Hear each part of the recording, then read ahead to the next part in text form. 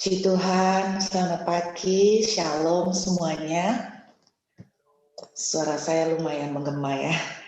Saya ajak kita membuka dari kitab 2 Tawarikh. 2 Tawarikh pasal yang pertama, ayat yang pertama.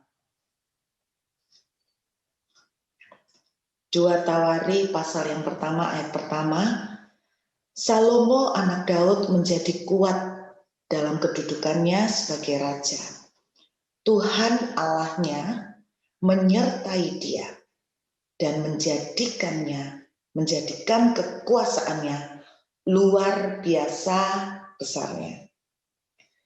Saya waktu membaca ini, salah satu sensasi yang saya rasakan agak serem juga ya. Bagaimana membayangkan kemegahan dan besarnya kekuasaan dari pemerintahan Raja Salomo. Sampai di ayat yang lain saya menemukan deskripsi gambaran bahwa semua orang Israel begitu mengagungkan Raja Salomo karena Tuhan menyertai dia luar biasa, sehingga kejayaan, kekayaan, dan kemuliaan semuanya itu ada pada Salomo. Saya tidak bisa membayangkan kemegahannya seperti apa, tetapi kita tahu bahwa dosa yang membuat Salomo itu pada akhirnya tidak bisa mengakhiri pertandingan dengan baik adalah satu dosa yang namanya kesombongan.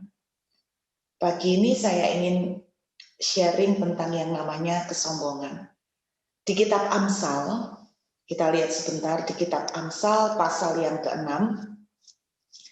Kalau kita lihat Amsal pasal yang ke-6, ayat yang ke-16, kita lihat Amsal pasal yang ke-6, kita lihat dari ayat yang ke-16.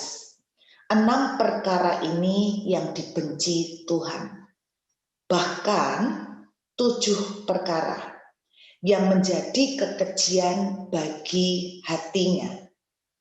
Saudara, Alkitab menuliskan ada 7 yang menjadi kekejian bagi hati Tuhan. Kalau di kalangan orang-orang Katolik, ada doktrin yang mengatakan ini dikenal sebagai 7 dosa maut. Jadi dosa yang betul-betul paling maut buat mereka. Dan ini ayatnya.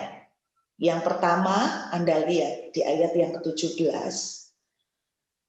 Kategori yang paling awal disebutkan adalah tentang kesombongan, yaitu mata sombong. Dituliskan di sini, mata sombong. Saudara, saya melihat begini bahwa kalau di dalam kitab Amsal pasal 6, dosa kesombongan ini merupakan yang pertama kali disebut dari 7 kekejian, 7 hal yang paling menjijikkan, 7 hal yang paling dibenci oleh Tuhan, 7 hal yang paling tidak bisa ditoleransi oleh Tuhan, dan yang menduduki urutan yang paling awal adalah kesombongan.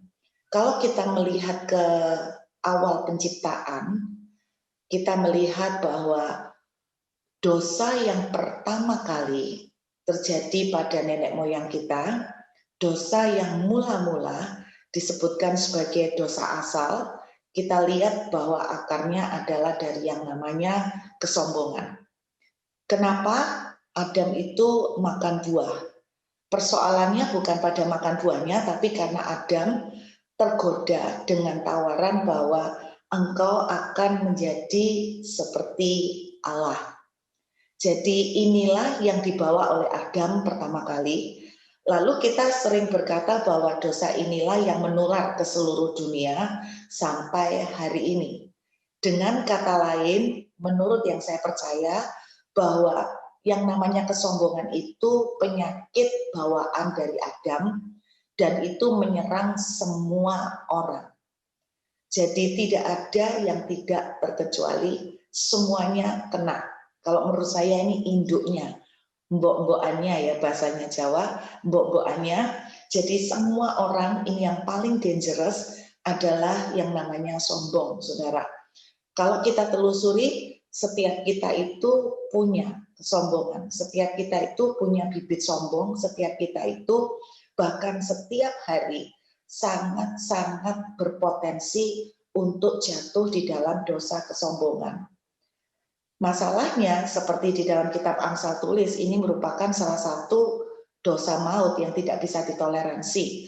Berarti kalau disebut dosa maut, berarti itu akan membawa kita kepada maut, membawa kita pada neraka. Nggak bisa ditoleransi lagi.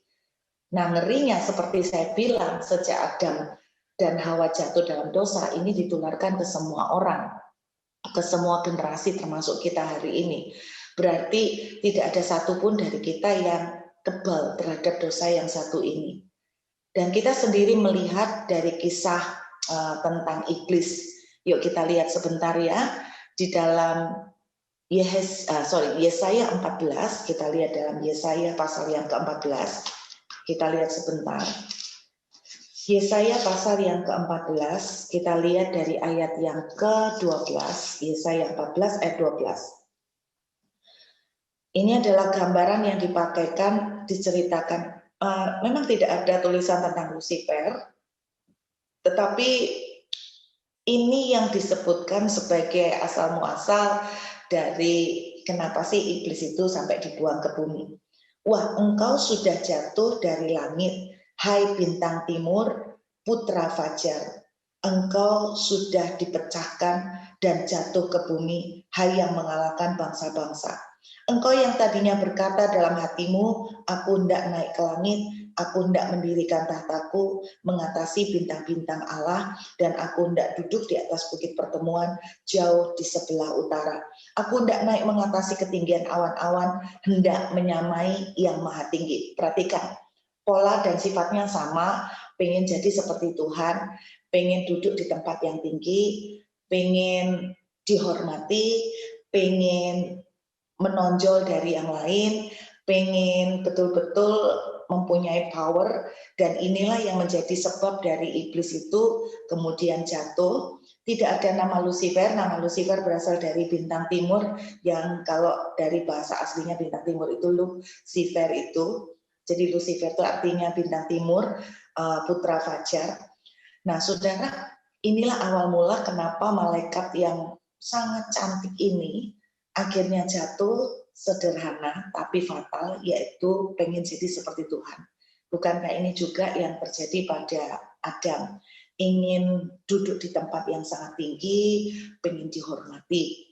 Dan ini Alkitab menuliskan ini dosa asal, dosa bawaan. Jadi kalau Anda tanya dosa asal yang dibawa oleh Adam sama Hawa itu apa? Kesombongan. Itu ya. Nah, seperti yang saya bilang, dosa ini menyerang semua kita. Nah, ngerinya adalah begini. Selain dosa ini tidak bisa ditoleransi, artinya dosa ini sendiri disebutkan seperti dosa maut. Hal yang ngeri dari dosa kesombongan ini gini, kita itu tidak kerasa, itu seremnya. Kita ngerasa bahwa kita baik-baik, ternyata yang saya khawatirkan bahwa ketika satu saat kita diminta Tuhan bertanggung jawab, Tuhan bilang, enyalah kamu, aku tidak kenal kamu. Jadi yang paling ngeri dari dosa kesombongan ini karena kita nggak kerasa. Kalau orang kerasa, itu namanya bukan sombong, tapi rendah hati ya saudara. Jadi ini yang serem dari dosa kesombongan. Sudah sangat fatal, tidak bisa terampunin, istilahnya benar-benar akan membawa kita kepada maut. Dan dosa ini seremnya adalah kita nggak kerasa. Berbicara tentang karena nggak kerasa, apa ya yang harus kita lakukan, apa yang harus kita siasatin, supaya please tolong kita jangan sampai lupa. Saudara, saya percaya semua orang itu punya dosa ini. Jangan dipikir bahwa dosa kesombongan itu cuma bentuknya pamer, cuman bentuknya omong gede, cuman bentuknya perkataan-perkataan yang menyombongkan. Bentuk-bentuk yang lain yang kadang nggak bisa kita kerasa bahwa itu sebuah bentuk kesombongan, antara lain kita susah ditegur, kita susah dikasih tahu, Loh kok bisa susah ditegur atau susah dikasih tahu itu dosa kesombongan? Kenapa orang itu susah ditegur? Kenapa orang itu susah dikasih tahu? Karena mereka merasa paling benar. Nah, ketika kita sudah dalam posisi merasa paling, nah itu yang dangerous, merasa paling benar, merasa paling terkenal, merasa paling dicari orang, merasa paling dibutuhkan, merasa paling memberikan pengaruh, semuanya itu yang ngeri ya. Nah, saudara, bentuk-bentuk yang lain seperti ini yang kadang kita tidak sadar, kita bilang normal, manusia itu susah ditegur, tiap orang itu ada sisi kerasnya. Nah, mengertilah bahwa itu bahayanya. Ketika kita tuh keras hati, susah dikasih tahu, itu pun sebuah bentuk kesombongan.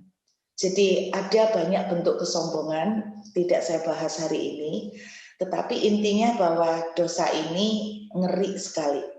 Pertanyaannya adalah gini, salah satu yang menjadi doa saya itu gini, jangan sampai ya Bapak Ibu, ketika nanti kita itu ngadep Tuhan, Tuhan bilang, aku tidak kenal kamu, enyah, menyingkir daripadaku.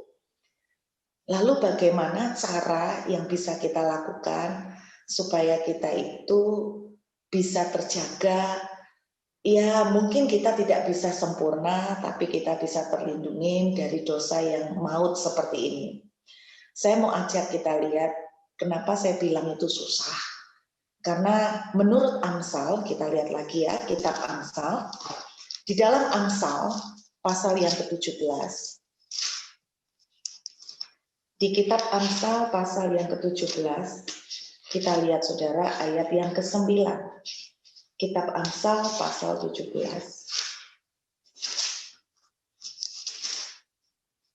Kenapa saya bilang orang yang susah ditegur itu sombong? Coba Anda lihat orang yang susah ditegur. Kita kan bilang begini, kamu ini kayak seperti ini, gini. Oh enggak kok, enggak. Loh, kamu tuh kan merasa gini, enggak juga, aku tuh loh begini, ya kan?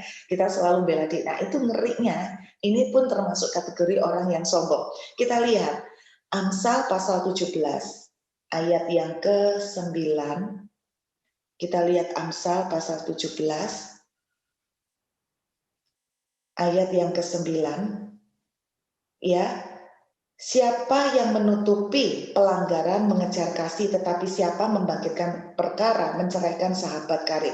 Suatu hardikan lebih masuk daripada orang berpengertian daripada 100 pukulan pada orang bebal. Inilah salah satu contoh kenapa saya bilang bahwa orang yang bebal, orang yang keras hati itu termasuk dosa kesombongan. Nah, kita coba buka lagi di dalam kitab Mazmur. Yuk kita lihat. Kitab Mazmur. Saudara, ada salah satu buku. Buku ini saya nggak yakin apakah buku ini masih ada sampai hari ini, karena menurut saya buku ini agak susah untuk didapatkan. Tapi terus terang pada waktu saya membaca buku ini mencelikkan mata saya luar biasa tentang yang namanya kesombongan. Nah, coba kita lihat Mazmur 39. Kenapa saya bilang dosa kesombongan itu selain ngeri karena dosa maut, juga karena susah dideteksi. Kita lihat Mazmur 39 ayat yang kedua. Daud pernah ngomong begini, pikirku, aku hendak menjaga diri, supaya jangan aku berdosa dengan lidahku, aku hendak menahan mulutku dengan kekang, selama orang fasik masih ada. Ya, kita lihat, selama orang fasik masih ada di depanku. Aku hendak menjaga diri, kata ayat 2. Aku hendak menjaga diri, terus kemudian ayat 4, lihat ya. Hatiku bergejolak dalam diriku, menyala seperti api ketika aku berkeluh kesah, aku berbicara dengan lidahku. Ya Tuhan, beritahukanlah kepadaku ajalku dan apa batas umurku supaya aku mengetahui betapa fananya aku. Saudara, Daud ini ngomong gini, aku ini berusaha untuk menjaga, tapi ya kesan yang saya tangkap dari Mazmur 39 adalah ketika Daud ini berusaha untuk menjaga diri, dia itu tidak bisa, saudara. Kenapa? Karena susahnya setengah mati. Di dalam kitab Amsal dituliskan begini juga, hati manusia itu licik, kata Alkitab. Kata Amsal, hati manusia itu licik, siapa yang tahu? Saudara, kenapa saya bilang dosa kesombongan ini susah terdeteksi? Karena hati manusia itu licik, siapa yang mengerti hati manusia? Itu kata Alkitab. Siapa yang tahu hati kita? Kita meleng sedikit aja, kita tidak sadar bahwa kita ini sudah sombong. Kita nggak kerasa, kita tuh nggak sadar, kita sudah sombong. Itu sebabnya dosa ini sangat susah dideteksi karena hati manusia itu misterius, saudara. Hati manusia itu benar-benar misterius. Lalu bagaimana, Bu, caranya kita supaya bisa menjagai dari dosa kesombongan? Saya percaya begini, tidak gampang. Saya sendiri sampai hari ini juga kita rentan sekali dengan yang satu ini. Tapi Tuhan ingatkan satu ayat, Mazmur 121. Mari kita buka Mazmur 121. Satu ayat sederhana dalam Mazmur 121. Yuk kita lihat. Mazmur 121 kita lihat ya. Aku melayangkan mataku ke gunung-gunung, ayat 1. Dari manakah akan datang pertolonganku? Pertanyaan pemazmur adalah, bagaimana Tuhan saya bisa ditolong termasuk dari dosa yang satu ini? Saya teringat ayat 5. Coba kita lihat ayat 5. Tuhanlah penjagamu. Tuhanlah naunganmu di sebelah tangan kananmu. Saudara, Tuhanlah penjaga kita. Alkitab menuliskan begini, hati manusia siapa yang tahu? Hanya Tuhanlah yang mengerti hati. Karena hanya Tuhan yang mengerti hati, maka menurut saya, Tuhanlah yang memiliki kemampuan, Tuhanlah yang memiliki kuasa untuk bisa menjagai kita. Tidak ada dari satu pun dari kita mampu seperti Daud berteriak, aku tuh berusaha untuk menjaga, tetapi apa yang aku lakukan seringkali kebalikan. Daud sendiri struggle untuk berusaha untuk menjaga diri, tetapi Daud berkata seringkali aku itu mau berusaha untuk tetap hidup di jalur yang benar, tapi aku selalu gagal. Satu kekuatan yang utama adalah minta Tuhan yang menjagai. Bapak Ibu, saya mau sharing tentang satu doa saya pribadi yang saudara tidak harus niru karena terus terang doa ini serem sekali. Sejak awal saya bertobat, saya tidak menyadari bahwa dampak dari doa ini sangat powerful, dan doa yang seperti ini tuh yang seringkali gampang cepat dikabulkan sama Tuhan. Pada awal-awal saya bertobat, saya kemudian berjalan di dalam kekristenan saya mulai melihat ada orang-orang yang sudah sekolah Alkitab, tapi mereka itu masih bisa nyeleweng, bisa selingkuh, dan ketika mereka dikasih tahu, mereka bisa berdebat dengan memakai ayat-ayat firman, membenarkan apa yang mereka lakukan. Saya tuh sampai orang Jawa itu bilang begini, gumun, herannya luar biasa, kok bisa ya mereka ini ngerti firman, tapi kok bisa untuk yang seperti ini mereka itu nggak ngerasa. Mereka itu benar-benar merasa bahwa mereka fine-fine aja. Bahkan ada yang ngambil suami atau istrinya orang, mereka pakai alasan begini, bahwa Tuhan itu maha mengerti apa yang menjadi kebutuhan dan kerinduan kita. Ada ayat itu bisa dipakai. Sementara ada orang yang lain lagi bisa nyeleweng, bisa selingkuh, dan mereka juga merasa oke-oke aja. Alasan yang mereka pakai adalah begini, wong Abraham aja punya istri lebih dari satu juga nggak apa-apa, Musa juga nggak apa-apa, tokoh-tokoh yang ada di Alkitab itu juga poligami juga nggak apa-apa. Kalau mereka nggak apa-apa, berarti juga Tuhan nggak apa-apa sama aku, juga demikian. Jadi mereka itu udah bertahun-tahun sekolah Alkitab, melayani Tuhan, ngerti firman, tapi begitu banyak ayat yang bisa mereka pakai untuk membenarkan. Nah, yang seremnya, mereka itu sudah pada satu titik di mana mereka tidak bisa lagi ditegur. Yang saya takut Bapak Ibu, bahwa satu saat kita itu susah dikasih tahu. Kita itu merasa orang itu tidak ngerti apa yang kita alamin, sehingga mereka itu pakai ayat. Kita merasa bahwa orang tuh yang pakai ayat untuk menjatuhkan kita, dan kita merasa bahwa kita itu yang benar karena kita ngerti firman lebih daripada mereka. Yang saya serem itu seperti itu. Makanya Tuhan itu bilang kalau pengajar-pengajar itu dituntut untuk lebih. Kalau sampai menyesatkan, tanggung jawabnya juga lebih besar. Karena seperti itu, saudara. Jadi yang saya serem juga makin banyak kita tahu, makin susah kita dikasih tahu. Karena kita merasa lebih tahu dan lebih ngerti.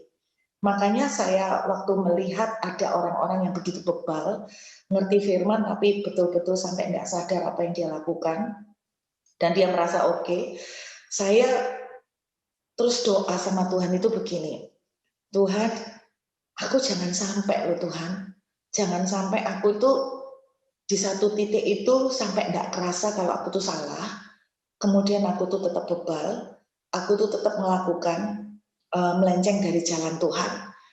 Tuhan, tolong Tuhan, ini doa saya pada waktu itu. Tuhan tolong Tuhan, kalau aku tuh melenceng, pukulan aku Tuhan. Tapi kalau aku tuh sudah Tuhan pukul masih juga belum sadar, saya bilang begini, tarik rambut saya Tuhan, orang Jawa bilang jambaan Tuhan. Dan kalau itu masih belum sadar juga, masih ngerasa tetap benar, Tuhan tolong tendangan aku Tuhan. Tapi kalau tendang itu juga masih belum sadar, Tuhan tolong geret saya. Bahkan saya bilang begini, tapi kalau sudah digeret tingkatnya itu masih belum sadar juga, saya sampai bilang begini, gabungkan semuanya Tuhan. Tendang, geret, tarik rambut saya, ditampar, dikeplak, apapun istilahnya. Gabungkan semuanya sampai saya itu balik di jalan Tuhan. Jangan sampai saya ini engkau biarkan ada di jalan yang salah sampai tiba-tiba saya mati dan kemudian ngadep Tuhan saya ditolak. Itu doa saya Bapak Ibu. Paksakan itu, pokoknya saya tuh sampai balik. Gabungkan semuanya itu sampai saya itu balik ke jalanmu Tuhan. Dan di kemudian hari saya baru tahu istilahnya seorang hamba Tuhan ya almarhum Yusak Cipto itu pernah doa yang sama tetapi dengan kata-kata yang beda. Dia doanya begini, Tuhan paksakan aku, Tuhan paksakan aku untuk ada di dalam kehendak-Mu. Paksakan kehendak-Mu atas hidupku. Jadi intinya itu begini, Bapak Ibu, Tuhan itu memberikan kepada saudara itu free will, hak untuk bebas untuk memilih. Tetapi kalau boleh saya mungkin secara pribadi itu men-sharingkan dengan terbuka itu gini, sejak saya ngerti bahwa ada orang-orang Kristen yang sampai ditegur tidak kerasa walaupun mereka ngerti Alkitab, saya ngeri melihat itu dan saya itu menaikkan doa itu, saudara. Saya itu menaikkan doa itu, bahkan saya itu bilang begini, kalau Engkau Tuhan sudah menggabungkan semuanya dan saya masih belum sadar, tolong cepetan bawa saya pulang. Bawa saya pulang sebelum saya melenceng lebih parah. Sebelum saya melenceng lebih parah. Itu doa saya, dan kalau bahasanya Om Yusak, paksakan kehendak-Mu atasku. Saya tahu kita dikasih Tuhan free will. Tapi secara pribadi, sejak saya ngerti ada orang-orang yang bebal, dan saya takut satu saat saya bebal sampai satu titik, tidak bisa dikasih tahu apa-apa. Saya betul-betul di awal-awal itu saya bilang sama Tuhan, Tuhan, kalau boleh saya meminta Tuhan paksa saya dan saya serahkan free will saya.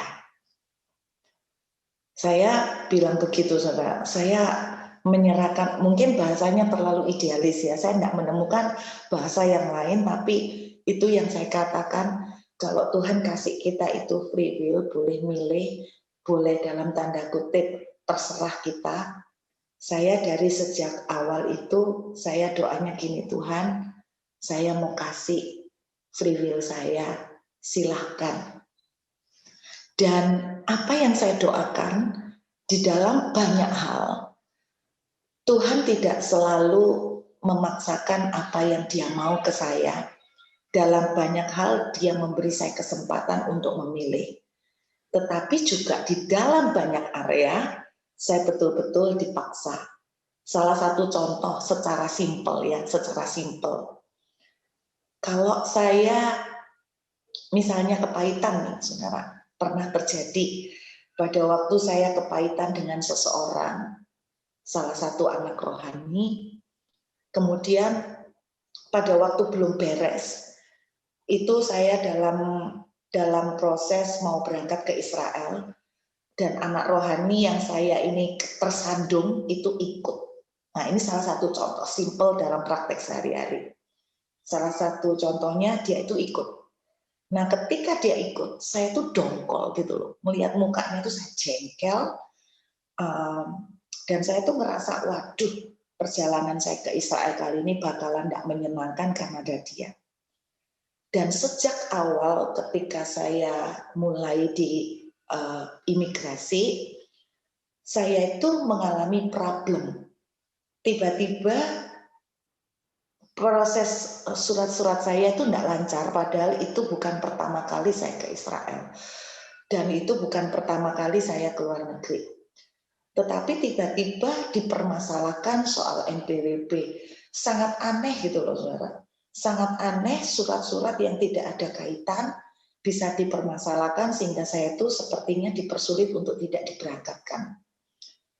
Dan ketika itu terjadi, saya mulai sadar gini, kok ada yang aneh ya? Biasanya nggak ada masalah, tahu-tahu muncul. Ada apa ini? Saya mulai mulai berdiam diri dan mulai nanya, kenapa ya?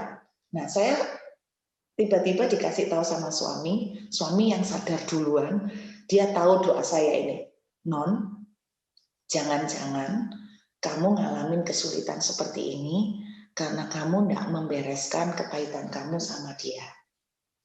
Saya bilang, enggak lah, mungkin cuman kebetulan, pas apa saja gua hari ini. Akhirnya setelah melalui proses di imigrasi Indonesia, saya diberangkatkan. Ternyata pada waktu sampai ke Abu Dhabi, saudara, saya ngalamin problem lagi. Mulai dari masalah surat, plus koper saya hilang.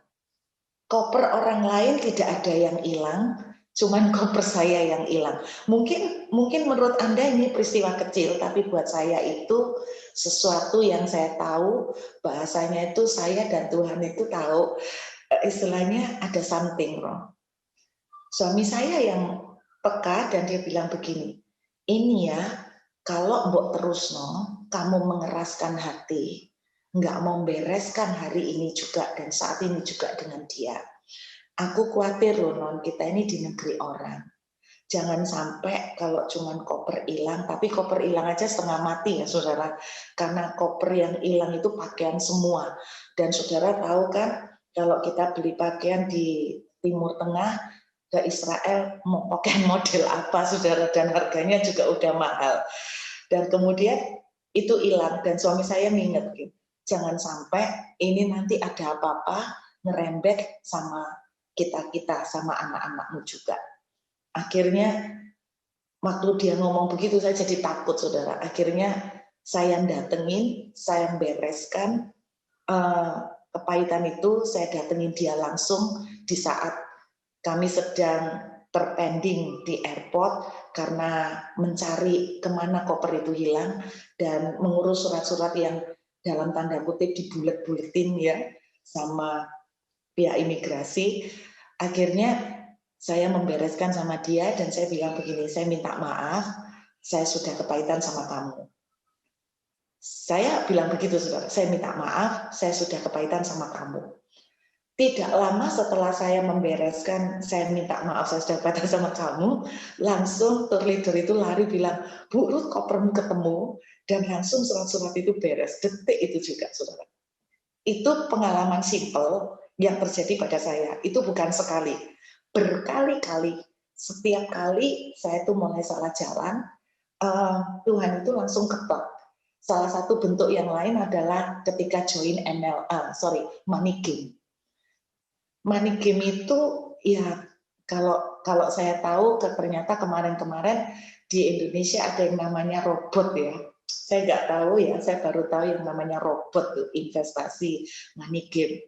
Siapa yang nggak tertarik nanam duit sekian, nanti 1 minggu sudah dapat cuan sekian, 1 bulan dapat sekian, 2 bulan dapat sekian.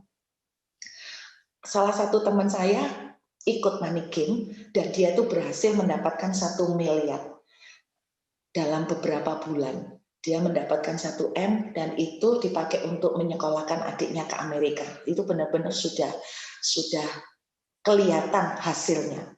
Dan ketika dia menemuin saya, dia bilang, C, kamu ikut Tom. Ini benar-benar terbukti. Dia bilang begitu. Ini benar-benar sudah terjamin hasilnya. Akhirnya saya tergoda, saudara. Saya mau memasukkan uang. Ketika saya mau memasukkan uang, tiba-tiba pada waktu nyembah Tuhan itu bicara, jangan ikut-ikutan. Aku tidak suka. Terus saya jawab gini, Tuhan tidak suka ya, aku tidak suka. Tak jawab gini Bapak Ibu, saya suka ya Tuhan. Terus Tuhan ngomong gini, kenapa kamu itu kepengen cepat kaya? Saya bilang gini, ya apa ya Tuhan, gini loh, aku bukan tidak percaya Tuhan itu memelihara, aku tuh bukan tidak percaya Tuhan itu sanggup mencukupkan, tapi Tuhan seringkali mepet-mepet ya Tuhan, gak enak ya mepet-mepet. Tuhan seringkali kalau jawab itu mepet sekali, sudah keringetan sampai gubios Tuhan. Tuhan itu baru kasih berkatnya. Aduh Tuhan, kalau gini kan aku tidak perlu ngentenin, tidak perlu nunggu mepet-mepet Tuhan, saya bilang gitu. Kalau gini kan enak. Tuhan itu diam, istilahnya saya itu kan ngeyel tuh ya, Tuhan itu udah diam. Saya masukkan Bapak Ibu, saya masukkan. Nggak banyak, main sedikit. Terus teman saya bilang, saya tanya, hasilnya biasanya bisa dipantau berapa lama? 2 minggu, C. 2 minggu kita sudah bisa lihat pertambahan uang kita. 2 minggu kemudian saya lihat, kok nggak ada ya? Maksudnya kok tetap nilainya? Saya tanya sama teman saya, Nyonya, kata lu 2 minggu sudah bisa berkembang. Iya loh Cik, aneh. Nggak pernah loh aku piro bulan ini jalan ini tuh kayak gini. Coba Cik tunggu 1 minggu lagi. Tak tunggu 1 minggu lagi. Nggak ada. 1 bulan nggak ada. 2 bulan nggak ada. Nyonya apa kok sampai 2 bulan nggak ada? Aku ya bingung ya Cik. Duitku udah masuk juga loh ini. Nggak pernah loh Cik seperti ini. Sampai bulan ketiga, akhirnya positif. Dia bilang, C, tutup C, money game-nya. Jadi, lo nyo, duitku masuk ya apa? Hilang C. Lo ya apa nyo duit hilang? Ya cuci lumayan, duitku sing lebih masuk lebih akeh. Saya langsung tahu. Waduh, kok pas aku masuk hilang. Saya tuh ngomong gini, mbok ya Tuhan diizinkan paling enggak yang balik lah. Jadi mau nutup ya biar aku balik dulu baru tutupan gitu kan. Saya enggak saudara, baru masuk gak suwe tutup. Terus anak teman saya ini berikutnya dia ikut money game lagi loh. Dia ikut money game lagi dan terus dia itu ya berhasil gitu ya nggak dapat sampai 1 M tapi ya lumayan. Terus dia tak tanyain, Donjo, ada sing bagus lagi ya? Iya. Kamu kok enggak nawari Cece? Dia bilang gini, kapok aku Cece, aku nawari Cece nanti tutup Kak wis, aku enggak mau nawarin Cece lagi. Saudara, itu perkara simpel, tapi buat saya tahu bahwa ketika saya tuh mulai melenceng sedikit, Saya itu cukup dikerasin sama Tuhan, dimiliter sama Tuhan. Satu sisi yang nggak enak gitu loh. Orang itu nyolong-nyolong dikit itu diokein gitu loh. Dibiar-biarke gitu loh. Kok gak apa-apa ya gol aja gitu. Saya nyolong-nyolong titik itu gak wani Bapak Ibu. Nyolong titik udah langsung dikeplak, ditampar. Dan memang sakit. Tapi saya bersyukur dari situ saya dijagain. Saudara, tidak ada yang bisa jagain hati kita dari kesombongan. Minta sama Tuhan, kalau saudara memang sungguh-sungguh, ini merupakan dosa yang mengerikan, dosa maut. Minta Tuhan, kalau saudara mau, serahkan, belajar untuk mempercayakan free will saudara, belajar untuk menyerahkan kepada Tuhan, untuk memilihkan buat saudara. Saya punya prinsip satu, saya ingin Tuhan yang memilihkan buat saya. Saya mau akhirin dengan satu ayat lagi, kita lihat Injil Matius. Injil Matius, kita lihat pasal yang ke-11. Ayat yang ke-29. Pikulah kuk yang kupasang, dan belajarlah padaku. Saudara, kita tahu kuk itu yang dipakai untuk sapi ya. Dan bagaimanapun kalau sapi bisa berbicara, saya percaya sapi lebih memilih untuk tidak pakai kuk daripada pakai kuk. Pasti. Jadi memang tidak enak kalau dipasangin kuk. Tapi satu yang saya belajar itu begini. Bagaimana bagian yang bisa kita lakukan untuk kita tidak bisa 100% menjaga diri kita untuk benar 100% itu tidak bisa. Seperti kata kitab Amsal, hati manusia itu licik, siapa yang tahu. Hanya Tuhan yang bisa menjagai hati kita. Tetapi ada bagian yang bisa kita lakukan, yaitu kita tidak enak, tapi kita mau belajarlah padaku. Tuhan bilang, pikulah kuk. Jadi artinya sebuah kesediaan untuk kita mau tidak bebas, untuk kita mau freedom kita itu dalam tanda kutip dibatasin, sepertinya dibatasin. Dan ketika kita punya sikap seperti ini, sikap yang bisa kita lakukan adalah kita belajar ke Tuhan. Jadi salah satu cara yang lain yang bisa kita lakukan untuk kita bisa dijagai dari melakukan dosa kesombongan yang mengerikan ini adalah kita belajar untuk nurut sama Tuhan dalam apapun. Zaman dulu tahun 80-an itu ada satu kegerakan yang sangat terkenal yang disebut sebagai WWJD, singkatan dari apa? What would Jesus do? Sampai keluar juga banyak buku-bukunya, termasuk untuk anak-anak. What would Jesus do? Jadi pada waktu itu kegerakan itu tuh mengajarkan begini, dalam setiap perkara yang kita hadapin, kita selalu mempertanyakan ke kita sendiri, apa yang akan Yesus lakukan di situasi ini? What would Jesus do? Jadi kegerakan ini dilakukan, saya percaya ini seperti yang kata Matius 11 ayat 29, belajarlah padaku. Jadi setiap masalah yang kita hadapi, kita tuh tanya gini, kira-kira kalau Yesus yang ada di posisi saya, apa yang akan Yesus lakukan? Kira-kira kalau saya ngadepin seperti ini, kalau Yesus yang dihadapkan, kira-kira bagaimana sikap Yesus?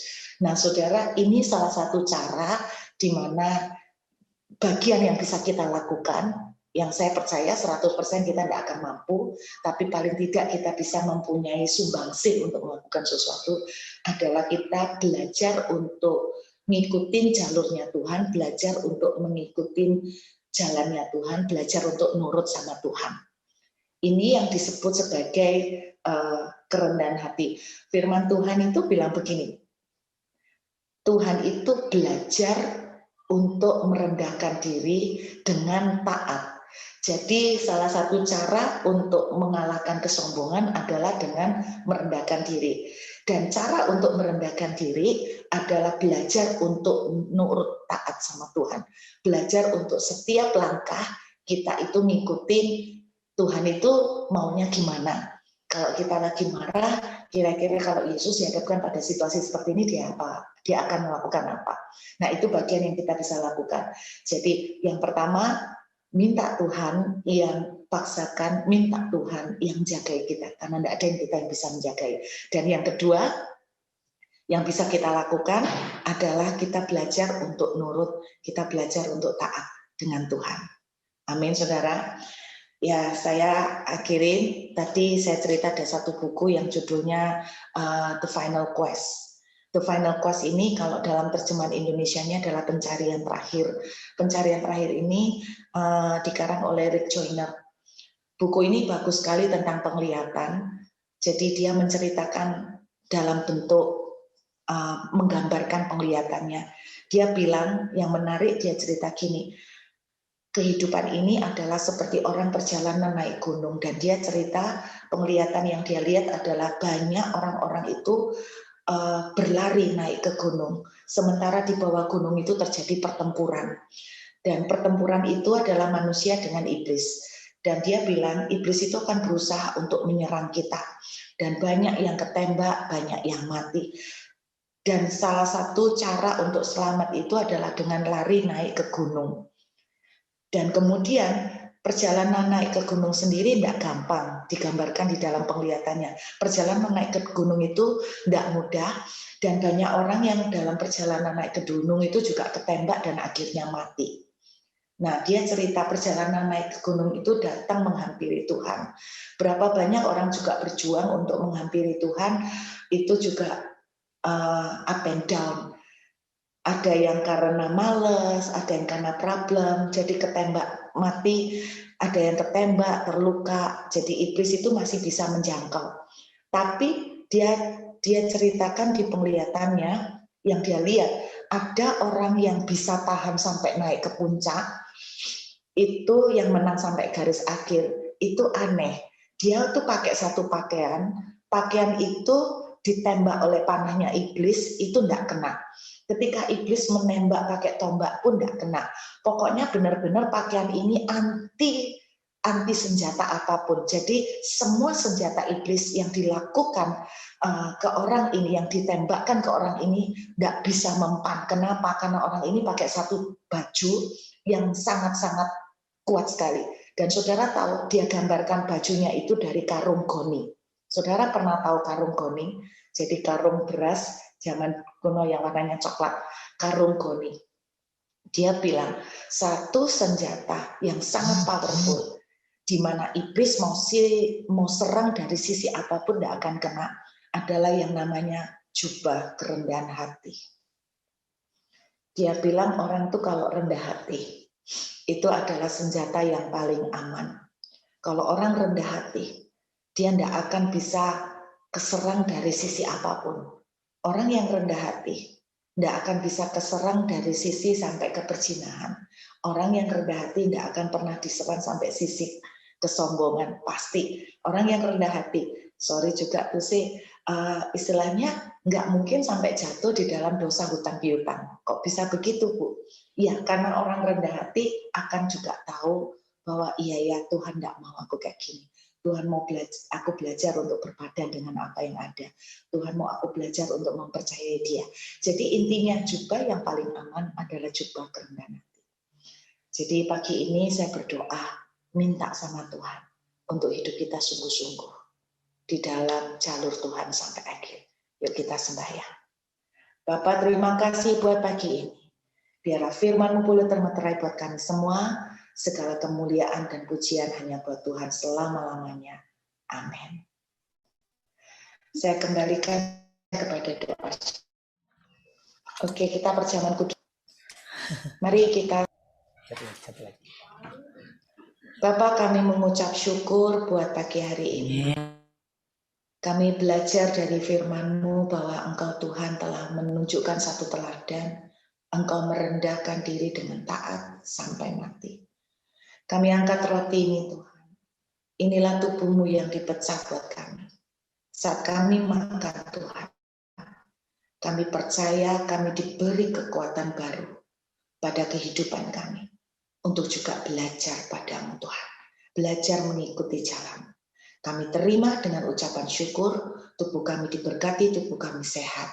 Dalam nama Yesus, mari kita makan dengan iman. Haleluya.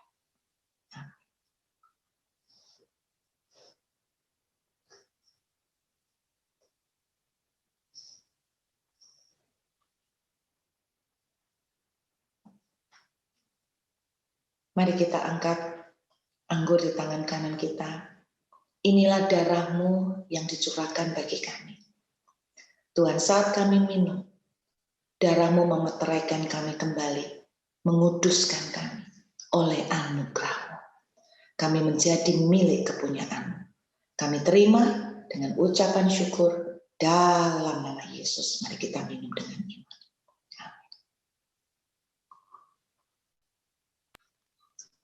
Mari kita angkat tangan sama-sama.